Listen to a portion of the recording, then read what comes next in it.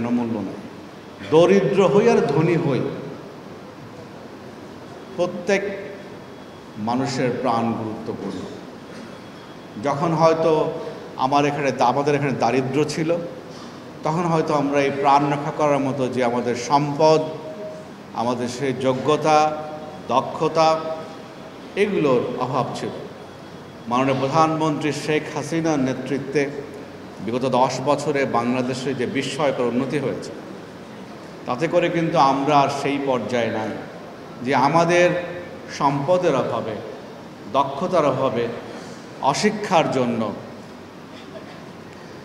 মানুষ বেঘরে, দারিদ্র্যের জন্য মানুষ প্রাণ হারাবে।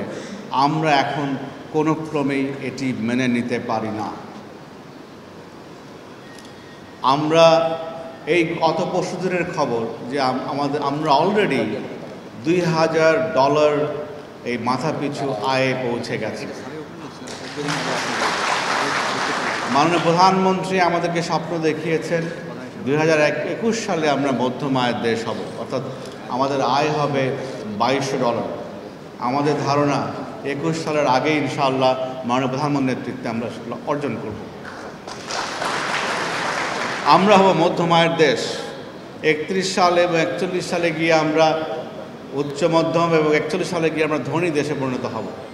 আমাদের দেশের মানুষ যেরকম এন্টারপ্রাইজিং, যেরকম উদ্যোগী, এবং আমাদের দেশের মানুষ হার মানে না। এদেশের মানুষ হার মানতে জানে না। বলে আমার ধারণা যে যদি আমরা মাননীয় প্রধানমন্ত্রীর নেতৃত্ব আগামী দিনগুলোতেও পাই, তাহলে 41 সাল আসার বহু আগেই আমরা ধনী দেশে পরিণত হব ইনশাআল্লাহ। এখন এখানে আমাদের যে প্লাস্টিক সমিতির যে আমাদের ভাই কথা বললেন, তাকে সহ আমাদের যারা বসে আছেন সবাইকে আশ্বস্ত করতে চাই, আমরা কেউ কারোর প্রতিপক্ষ নই।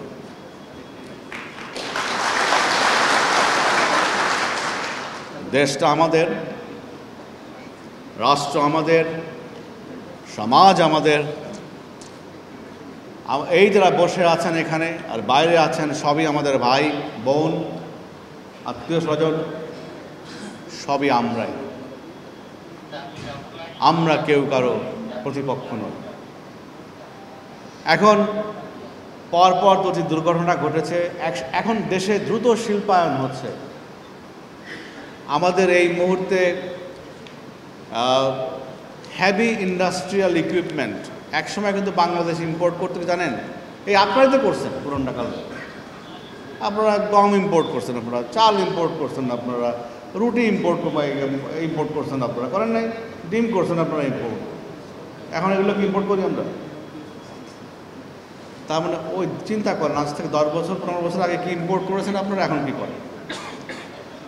এখন দেশে শিল্পায়নের যে গতি চলছে, তাতে প্রায় $35 বিলিয়ন আমরা ক্যাপিটাল ইন্ডাস্ট্রিয়াল ইকুইপমেন্ট আমদানি করি, মানে ভারী মেশিনারি।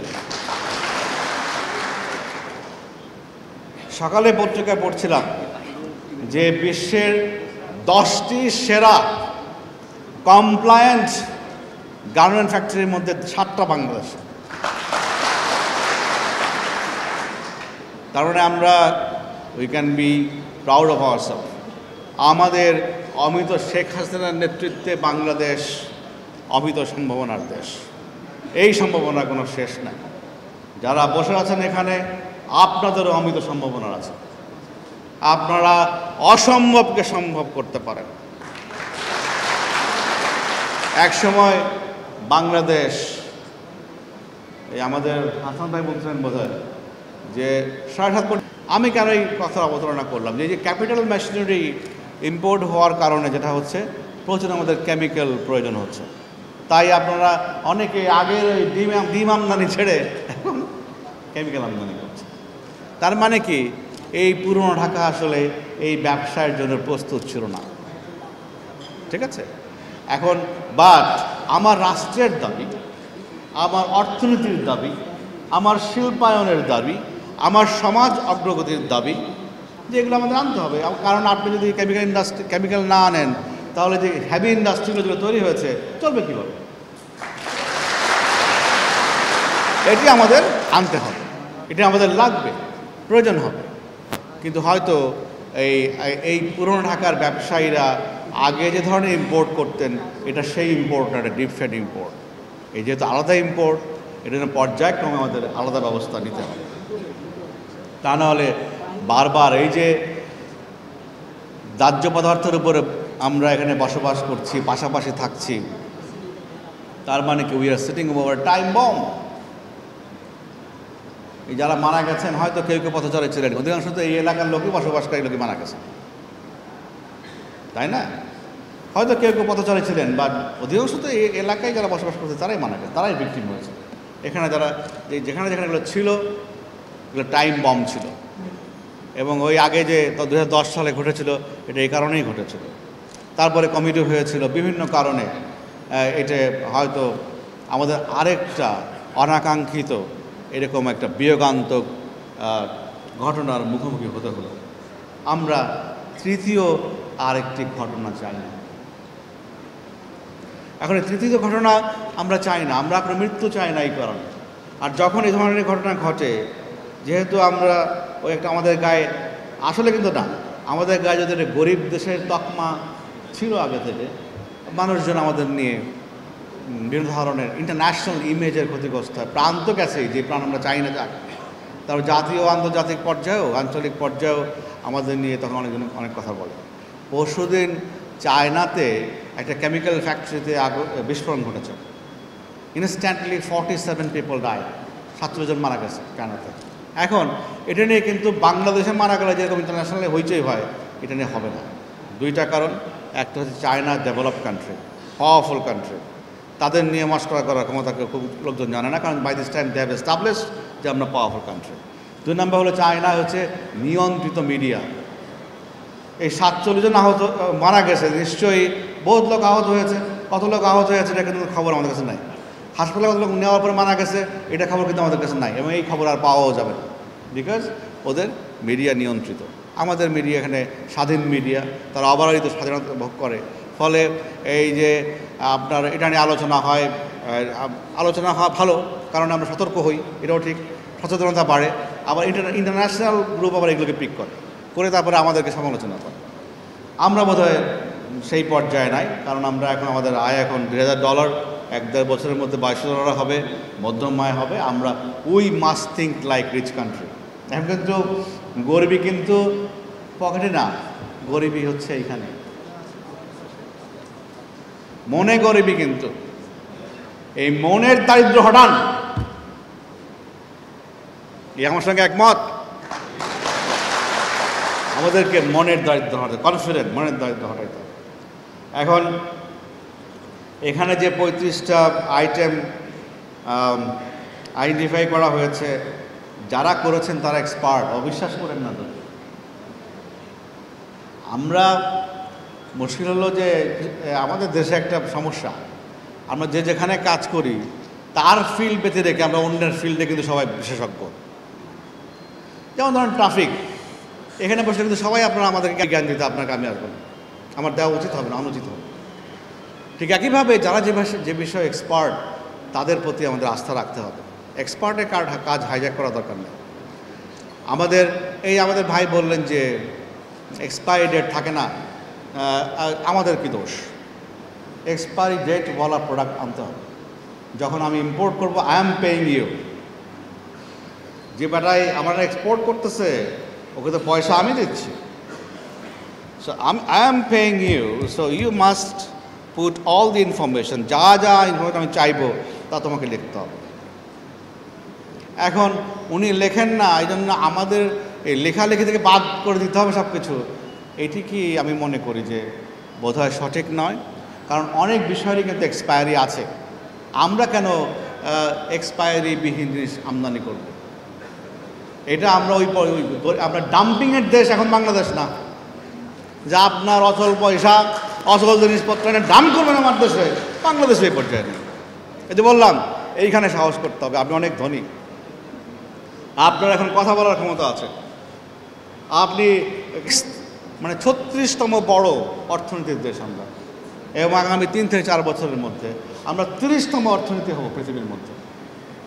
পৃথিবীর প্রায় 250 দেশ আছে, 250 কান্ট্রি, তার মধ্যে এখন এই মুহূর্তে আমরা 36 নাম্বার, এবং 2-1 বছরের মধ্যে আমরা 30 নাম্বারে যাব। এবং বাংলাদেশ দেখবেন এক সময় 15 থেকে 20 নাম্বারে চলে আসবে ইনশাআল্লাহ। তো আমাদেরকে ওইভাবে চিন্তা করতে হবে। আমি আমাদের পুরনো ঢাকার ব্যবসায়ী যারা এই যে মাননীয় মেয়র মহোদয়ের নেতৃত্বে বসেছেন একাধিকবার, তারপরে এই দুর্ঘটনা ঘটার পরে আপনারা তারপরেও কথা বলেছেন, বাস্তব কমিটি করা হয়েছে এবং অনেকেই যে দাহ্য পদার্থগুলো সরিয়ে নিয়েছেন, প্রত্যেককে অভিনন্দন। দেশটা আমাদের, আমরা প্রত্যেকেই মিলেমিশে এই দেশটাকে গড়ে তুলব। কাউকে কারোর প্রতিপক্ষ মনে করবেন না। দেশ আজকে এই পর্যায়ে এসেছে আপনাদের জন্য। তো সে কারণে আমাদের আমরা কাজ করি আপনার জন্য। এই প্রশাসন বলেন, এই যে পুলিশ বলেন, জনপ্রতিনিধি, পলিটিশিয়ানস, সবাই আমরা সবার জন্য। অতএব এখানে শত্রু ভাবা কোনো কারণ নাই। যদি কোনো তথ্যগত কোনো গ্যাপ থাকে সেটি বরঞ্চ আমাদের মিটিয়ে নেওয়া ভালো। এখন আমার কাছে গোয়েন্দা তথ্য আছে যে আপনারা বিভিন্ন জায়গায় সরিয়ে নিচ্ছেন এবং অনেক জায়গায় যেহেতু এখানে চাপ আছে সরাইতে হবে এই তারিখের মধ্যে, আবার বিভিন্ন আবাসিক এলাকায় এগুলো আবার রাখার চেষ্টা করছেন। আবার আমাকে অনেকে বলেছেন যে আবাসিক এলাকায় টের পাইলে ওই এলাকার মানুষজন বাধা দিচ্ছে আপনাদের। সমস্যা তো দুই দিক দিয়েই। কারণ যদি আপনার এই মুহূর্তে এগুলো রাখার জায়গা না থাকে, আপনি কোথায় যাবেন? তাই না? আবার এগুলো সরিয়ে ফেলতে হবে এখানে। সেটা সরিয়ে ফেলতে গিয়ে যেন এখন একসময় টাইম বোম ছিল পুরনো ঢাকা, এখন যেন টাইম বোম আবার এন্টায়ার ঢাকা শহর না হয়। আর আমি খবর পাচ্ছি যে বিভিন্ন জায়গায় বিভিন্ন পরিচিত আত্মীয়স্বজন তার বাড়িতে, তার গোডাউনে, তার বাড়ির পাশে এগুলো রাখার চেষ্টা করা হচ্ছে। এটা থেকেও আমাদের সরে আসতে হবে। এখন মাননীয় প্রধানমন্ত্রী দ্রুততম সময়ের মধ্যে এগুলোর একটা সুরাহা করতে বলেছেন।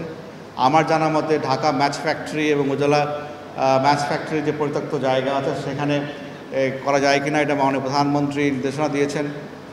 আর এইখানে আবার একটু আগে আমাদের ব্যবসায়ী প্রতিনিধিরা বললো যে 150 কোটি টাকার একটা প্রকল্প নেওয়ার চেষ্টা করা হচ্ছে। এইগুলো দিয়ে এগুলো হবে না।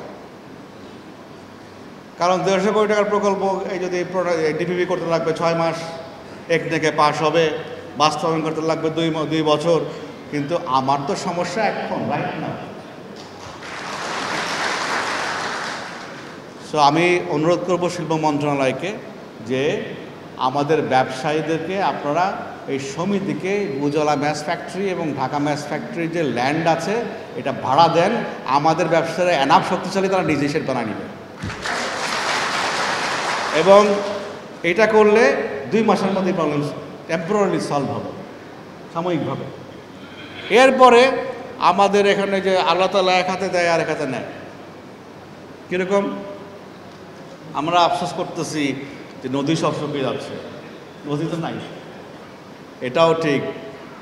হাজার হাজার বর্গ কিলোমিটার জমি আমরা পাচ্ছি, ঠিক আছে? দুদিক দিক, একদিকে নদী নাই, শুকিয়ে যাচ্ছে, আবার হাজার হাজার বর্গ কিলোমিটার আমরা ল্যান্ড পানি থেকে আমরা পাচ্ছি। তো 50 একর যদি না হয় জসিম ভাই, ঠিক 500 একর, অসুবিধা কী আছে?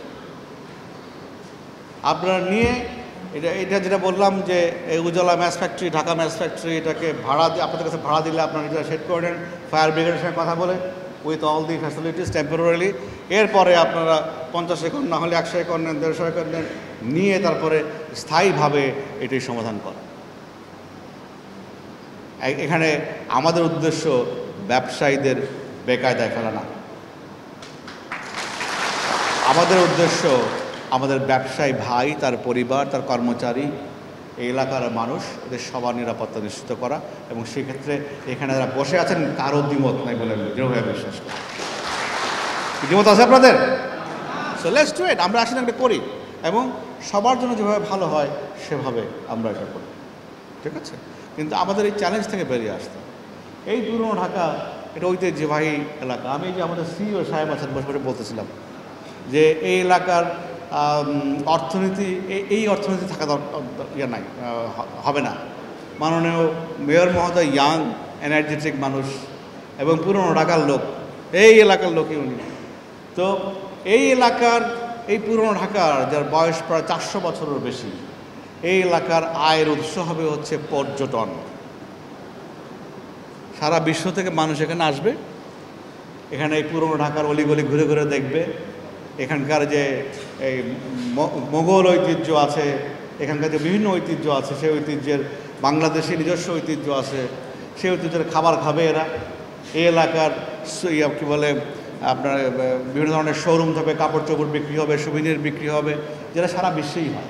প্রত্যেক দেশের প্রাচীন শহরগুলোতে একটা পুরনো অংশ আছে, এবং সেই অংশের কিন্তু মানুষের আয় ইনকামের প্রধান উৎস হচ্ছে পর্যটন। তো এটাকেও পর্যায়ক্রমে পর্যটনে নিয়ে যেতে হবে, এবং নিয়ে এই যে প্রথাগত যে কে একজন বলছিলেন, প্রথম বুঝতে পারি নাই মাইকের কারণে, যে টিপিক্যাল ব্যবসা না করে এই নতুন ধরনের ব্যবসা করতে হবে। এই এলাকার মানুষ সেভ হবে, এই এলাকার যে শত বছরের ঐতিহ্য সেটি সেভ হবে, এবং আমাদের এখানে মানুষের অর্থনৈতিক অগ্রগতি এবং এই এলাকার যে ইমেজ আন্তর্জাতিক, জাতীয় আন্তর্জাতিক পর্যায়ে ছড়িয়ে পড়বে। আমাদেরকে সবসময় প্রথাগত চিন্তার বাইরে গিয়ে চিন্তা করতে হবে। প্রথাগত চিন্তার বাইরে চিন্তা করতে হলে সাহস লাগে। এখন সেই সাহস বা ঝুঁকি নেওয়ার সময় এসেছে, সুযোগ এসেছে, বাংলাদেশ সেই পর্যায়ে পৌঁছেছে, আমি দৃঢ়ভাবে বিশ্বাস করি। তো আমরা এই আপনাদের যে সহযোগিতা ইতিমধ্যে আমরা পেয়েছি, সেই জন্য আপনাদের ধন্যবাদ আরেকবার জানাবো।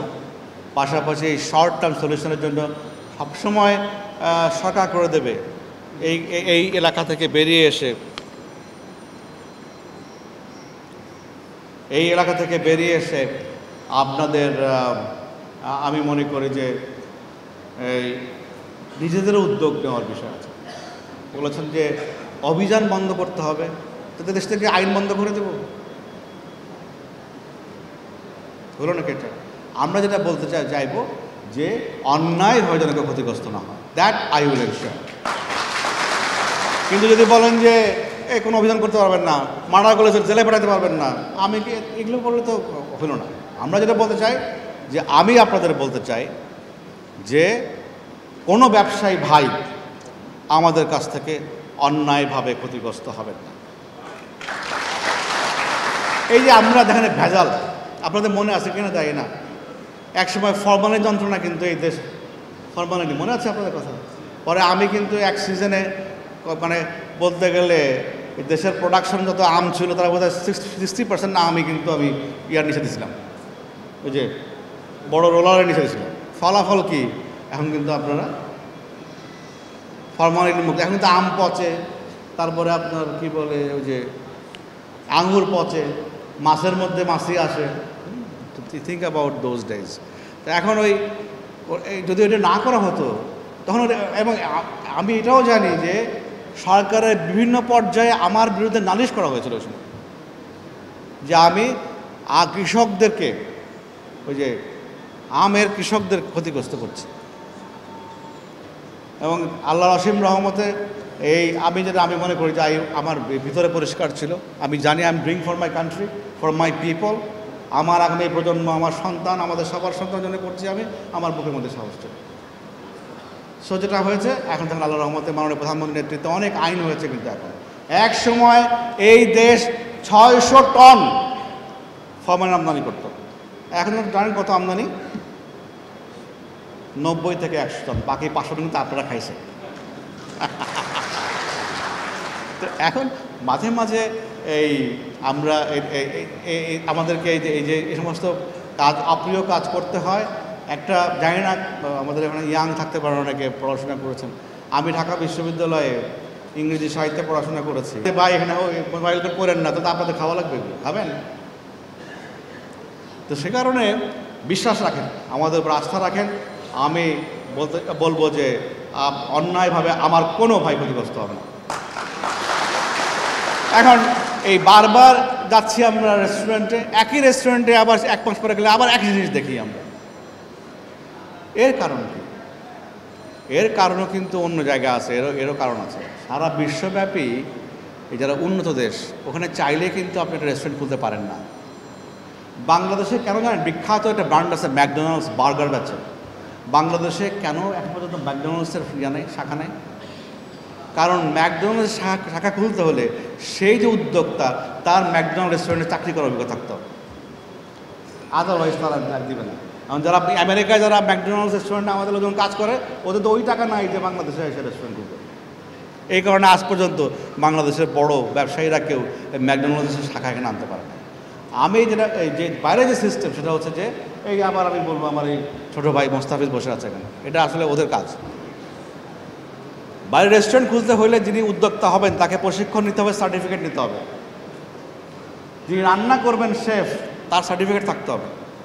যিনি সার্ভ করবেন ওয়েটার, তার সার্ভ করার ট্রেনিং থাকতে হবে, সার্টিফিকেট থাকতে হবে। যিনি ক্লিনিং করবেন তার ক্লিনিংয়ের মালামাল রাস্তার মধ্যে ফেলে দিয়ে ডিস্ট্রয় করানো। উদ্দেশ্য হলো আমার দেশের মানুষ যাতে করে এই পচা মাছ, পচা তরকারি, পচা রান্না করার সিস্টেম, এই দেখেন যে সামনে ফিটফাট একটা কি সুন্দর খাওয়ার বসার জায়গা, কিচেনে গিয়ে দেখেন, রান্না যেখানে করেন এখানে গিয়ে দেখেন কী অবস্থা। কেন পুরো গিদাড়, আমার এলাকায় বলে গিদাড় আর কি। হ্যাঁ একেবারে ও দেখলে আপনি রেস্টুরেন্টে খাবেন না, সামনে কিন্তু খুব ফিটফাট একেবারে, এয়ার কন্ডিশন, ও কাপড় টাপড় বিছায় টেছায় ফার্স্ট ক্লাস। ভিতরে গিয়ে দেখেন পিছনে কী এবং কী কার সঙ্গে কী ফ্রিজে রাখে, এটা দেখে আসেন গিয়ে। আর কারা মশলা বাটে, কারা তরকারি কাটে, কীভাবে কাটে, ঘাম করতেছে ঝোলের মধ্যে। এই যে এই সিচুয়েশন উন্নতির দায়িত্ব কার? এখন ওই লন্ডন শহরে কিন্তু কেউ এই কাজ করতে পারবে না, করলে স্যানিটারি ইন্সপেক্টর আসবে। হয় যে time has come, city corporation should এই যে এখন এই ট্রেনিংটা করবে কোথায়? আমি যে বললাম ট্রেনিংয়ে সার্টিফিকেট নিয়ে আসবে, কোথায় করবে? ব্যবস্থা আছে? আজকে ট্রাফিক অ্যাক্সিডেন্ট হয়, গাড়ি আছে 43 লাখ, ড্রাইভার আছে 25 লাখ, লাইসেন্স বোধহয় 5 লাখ নেই। আচ্ছা কেন নাই? কারণ হচ্ছে লাইসেন্সের জন্য যোগ্যতা যেটা বলছে কি বলে ভাই আমাদের বিআরটিএ যে যোগ্যতা, ওই যোগ্যতা এসএসসি পাস করতে হবে। Most of the driver SSC pass করে না, কোথাও অ্যাপ্লাই করতে পারে না। অ্যাপ্লাই না করতে পারলে লাইসেন্স করতে পারে না, তাহলে ভুয়া লাইসেন্সে চলে। তো এখন কি করতে হবে? আমাদেরকে এখন টাই পরা ড্রাইভার তৈরি করতে হবে, ঠিক আছে? যারা এডুকেটেড তাদেরকে আমাদের এসএসসি পাস করার পরে তারপরে ভোকেশনাল ট্রেনিং ইনস্টিটিউট খুলতে হবে, যেখানে প্রতি বছর হাজার হাজার লোককে আমাদের ট্রেনিং দিতে হবে, যাতে করে আমরা এই টাই পরা, যেমন আমেরিকা ইউরোপে আছে টাই পরে স্যুট পরে গাড়ি চালায়, আমার দেশে সম্ভব, এটা উদ্যোগ নিতে হবে। আমি অনুরোধ করবো যে এই খাবার দাবারের বিষয়েও এই সিটি কর্পোরেশনে কিন্তু স্যানিটারি ইন্সপেক্টর আছে, কাউকে খুঁজে পাবেন না। মালিক খুঁজে পাবে, অবশ্য মালিক পায় মাঝে মাঝে, মাসে একবার, কিন্তু আপনারা খুঁজে পাবেন না। তো এখন এইখানে আমার মনে হয় একটা বড়ো উদ্যোগটা দরকার আছে। আমি মেয়র মহোদয়কে অনুরোধ করবো, আমার ছোটো ভাই ইয়াং এনার্জেটিক সিইও, ভাই তোমরা কিছু একটা করো এখানে, কারণ খালি ফাইন করে করে কিন্তু এই সমস্যার সমাধান করা যাবে। কারণ এখানে এই লোকগুলোকে প্রশিক্ষণের ব্যবস্থা করতে হবে, সিস্টেমে আনতে হবে, সিস্টেমে আনতে হলে অনেক কিছু চলে, তো সেটা আমাদের করতে হবে। তো আমরা এই আজান দিয়েছেন, নামাজ পড়তে যাবেন অনেকে, আমি জানি। আমি আজকে এসেছি আপনাদের সাথে কথা বলার জন্য এবং আপনাদেরকে আমরা ধন্যবাদ জানানোর জন্য।